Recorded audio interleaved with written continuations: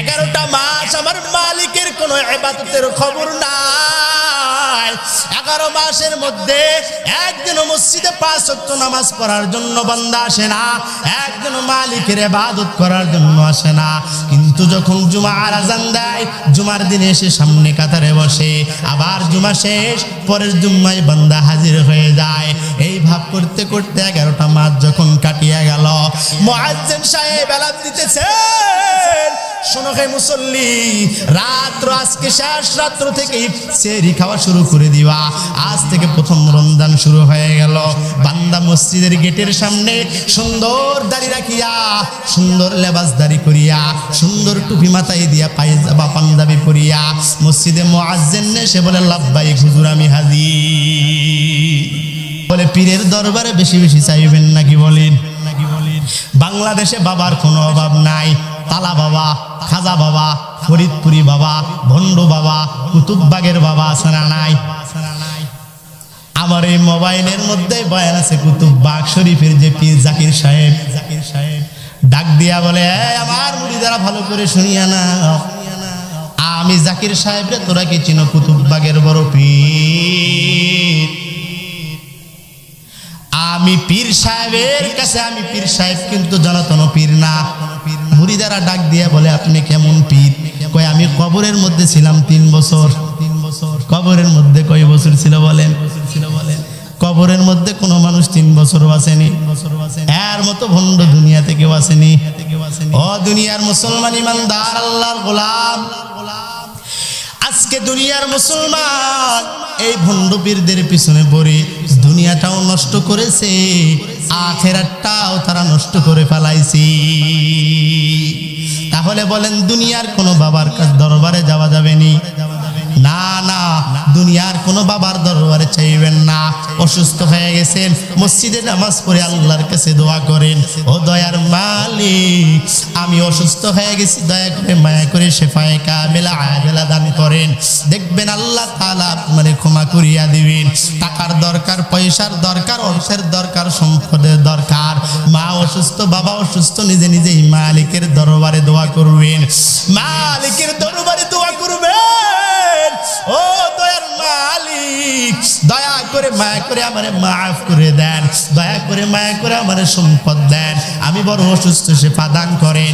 আল্লাহর নবী ডাক দিয়া কয়, বান্দার সব দোয়া আল্লাহ পাক রব্বুল আলামিন কবুল করেন। বান্দার সব দোয়া আল্লাহ কবুল করেন, কিন্তু বান্দার জন্য কোনটা কল্যাণকর ওইটা আল্লাহ পাক রব্বুল আলামিন দুনিয়াতে বান্দারে দেন। আর কিছু দোয়া আল্লাহ নিজের হেফাজতে রাখিয়া দেন। আল্লাহ কিয়ামতের ময়দানে বান্দাকে পুরস্কার স্বরূপ তাদের প্রতিদানগুলো দিয়া দিবি।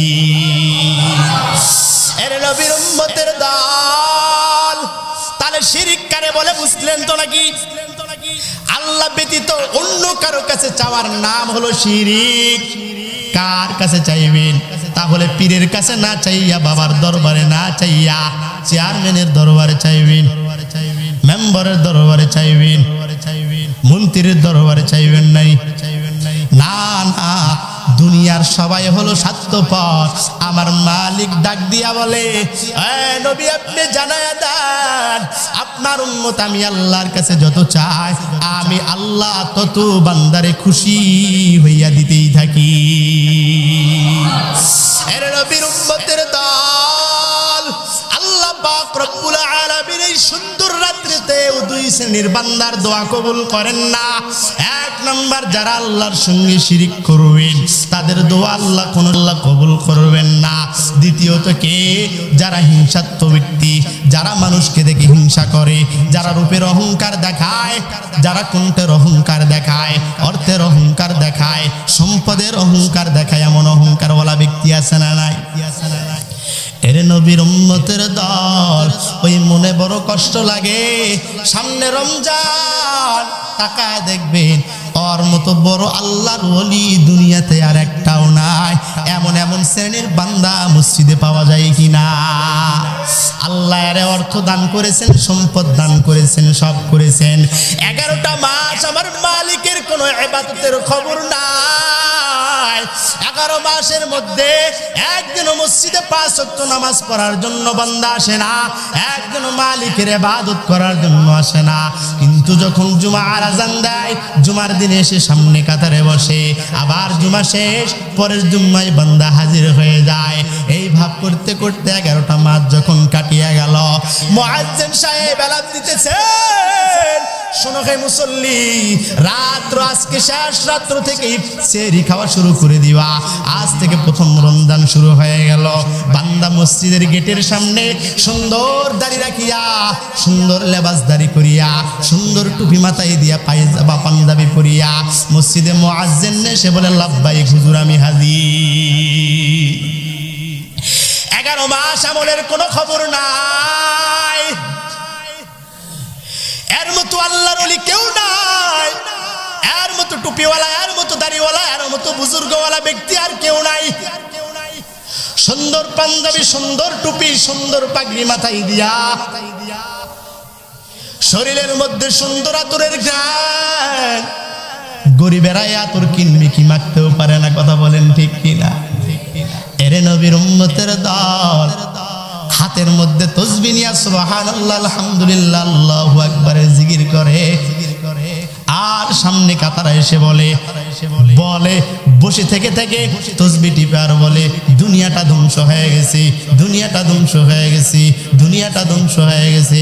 মুয়াজ্জিন ডাক দিয়া বলে, চাচা, দুনিয়াটা কেমন ভাবে ধ্বংস হয়ে গেল? কয়ে, বাজান তুমি জানো না, ওই যে চারটলের মধ্যে দেখো, ওই যে হোটেলের মধ্যে তাকায় দেখায় দেখো, কালো পর্দার ভিতরে কত মানুষ বিড়ি খায়, কত মানুষ সিগারেট খায়, কিন্তু যে আল্লাহর ওলি সামনে কাতারে বসে থেকে তাসবিহ টানে, একটু আগে আল্লাহর ওলি খানা খায় মসজিদে আসি। আর অনেকে জিজ্ঞাসা করে, রোজা আসনি? ইফতার করে পোলাও গোস্ত, কিন্তু তাকায় দেখো ওই পাশের বাড়ির কত গরিব, কত মিসকিন, কত ইয়াতিম না খায় আছে, চাচার কোনো খবর নাই। পোলার ঘ্রাণ কিন্তু গরিবের বাসা থেকেও পাওয়া যায়।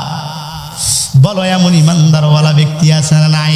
এরাই তো দুনিয়ার মধ্যে বড় হিংসুক, নিজেরা পেট পূজা করে কিন্তু গরিবের কোনো খবর না, কথা বলেন ঠিক কিনা? এরে নবীর উম্মতের দল, কত ধনী আছে, ঈদের সময় দেখবা যাকাত দিবে, যাকাত আছে না নাই? ফেতরা দেয়নি আপনাদের এদিকে? দেয়, ফেতরা দেয়। এই যে 3 মাথার মোড়ে ফ্যাক্টরির সামনে বসিয়া, চেয়ার আর টেবিল বসিয়া বসিয়া ডাকে ডাক দিয়া বলে, মগা তুই শোন, তোর বাড়ির কয়টা মানুষ? কয় 3টা, ধর 300 টাকা নিয়ে যা। তোদের কি আক্কেল নাই? একটু লাইন ধরে তাড়াতাড়ি আসতে পারোস না? আবার রংপুর শহরের মধ্যে ডাক দিয়া কয়, যাকাতের কাপড় আসেনি, যাকাতের কাপড়, ফেতরার কাপড় আসেনি, ফেতরার কাপড়। এমন এক লুঙ্গি দেয়, এই লুঙ্গি 7 দিনও পরা বড় অসম্ভব, কথা বলেন ঠিক কিনা? এরে নবীর উম্মতের দল, আমার তো মনে হয় এদের মতো হিংসুক লোক আর দুনিয়াতে একটাও নাই।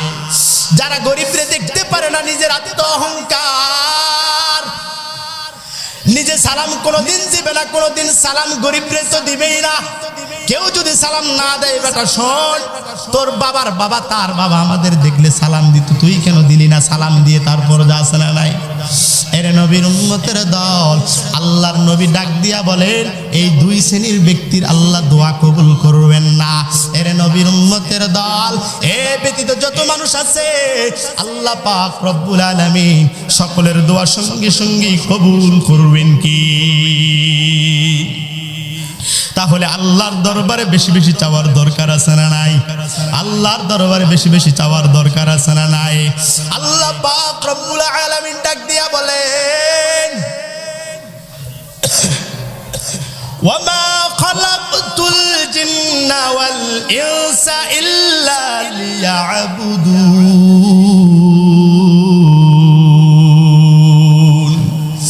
আল্লাহ পাক রব্বুল আলামিন বলেন, ওমা খালাকতুল জিন্না, আমি আল্লাহ মানুষ এবং জিনদেরকে সৃষ্টি করি নাই। কি করেন নাই? সৃষ্টি করেন নাই। অর্থ আগে বুঝেন। আল্লাহ কি বলেন? আল্লাহ বলেন ওয়া মা খালাকতুল জিন্না, আমি আল্লাহ পাক রব্বুল আলামিন মানুষ এবং জিনদেরকে সৃষ্টি করি নাই ইল্লা, হ্যাঁ সৃষ্টি করেছি। আল্লাহ প্রথমে বললেন আমি আল্লাহ সৃষ্টি করি নাই, আবার কি বললেন, হ্যাঁ আমি আল্লাহ সৃষ্টি করেছি, ইল্লা লিয়াবুদুন, আমি আল্লাহর ইবাদতের জন্য। কার ইবাদতের জন্য বলেন? আল্লাহর ইবাদতের জন্য। আল্লাহ বলেন ওয়া মা খালাকতুল জিন্না ওয়াল ইনসা ইল্লা লিয়াবুদুন, আমি আল্লাহ পাক রব্বুল আলামিন জিন এবং মানুষদেরকে সৃষ্টি করেছি আমি আল্লাহর ইবাদতের জন্য। বলো হে মুমিন ভাই, তুমি কি আজকে আল্লাহর ইবাদত করো নাকি মানুষের ইবাদত করো? কয়জন ব্যক্তি আছেন 5 ওয়াক্ত নামাজ পড়েন, অথচ আল্লাহ বানাইলেন আল্লাহর ইবাদতের জন্য। আল্লাহ বলেন দুনিয়াটা করবি কর, কোনো সমস্যা নাই, কিন্তু বান্দা আমি আল্লাহ যেহেতু তোরে আমি আল্লাহর ইবাদতের জন্য বানাইছি, প্রথম নাম্বার কাজ হবে আমি আল্লাহর ইবাদত করা, তারপরের কাজ হবে তোরে দুনিয়াদারি করা, নাকি বলেন? কিন্তু বান্দা না, বান্দা আল্লাহর দুনিয়াটা পাইয়া এই মালিক রে ভুলে গেছি। আল্লাহ পাক রব্বুল আলামিন ডাক দিয়া বলেন হে রে মুমিন, ভালো করে শোনো, আমি আল্লাহ পাক রব্বুল আলামিন আমার বান্দাকে আমি আল্লাহ ইবাদতের জন্যই সৃষ্টি করেছি। কেমন ইবাদত জানো? আল্লাহ পাক রব্বুল আলামিন ডাক দিয়া বলেন আমি আল্লাহ পাক রব্বুল আলামিন তোমাদেরকে ইবাদত করার জন্য সৃষ্টি করেছি। আমি আল্লাহ যখন মানুষ বানাবো, আমি আল্লাহ পাক রব্বুল আলামিন যখন জিন বানাবো, ফেরেশতাদেরকে ডাক দিলাম এরে ফেরেশতার দল, আমি আল্লাহ দুনিয়াতে একটা প্রতিনিধি পাঠাইতে চাই।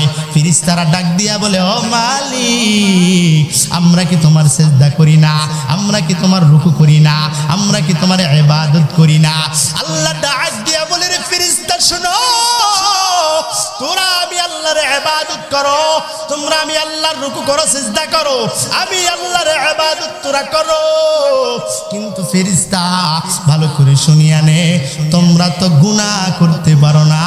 আমি আল্লাহ দুনিয়াতে একটা এমন একটা প্রতিনিধি পাঠাইতে চাই যারা দুনিয়াতে আমল করবে, আমল করার পর আমি মালিকের দরবারে ডাক দিয়া বলবে ওরে দয়ার মালিক, দয়া করে মায়া করে মাফ করে দাও, জাহান্নামের আগুন সহ্য করতে পারবো না, জাহান্নাম রে ভয় করিয়া, হাসরের ময়দান রে ভয় করিয়া, কবরের আযাব রে ভয় করিয়া আমি মালিকের দরবারে কান্না করবি। ওরে ফেরেশতা শুনো, আমি আল্লাহর কাছে বান্দা মাফ চাইতে বেশি দেরি হবে, আমি আল্লাহ বান্দার গুনাহ মাফ করতে বেশি দেরি করব না।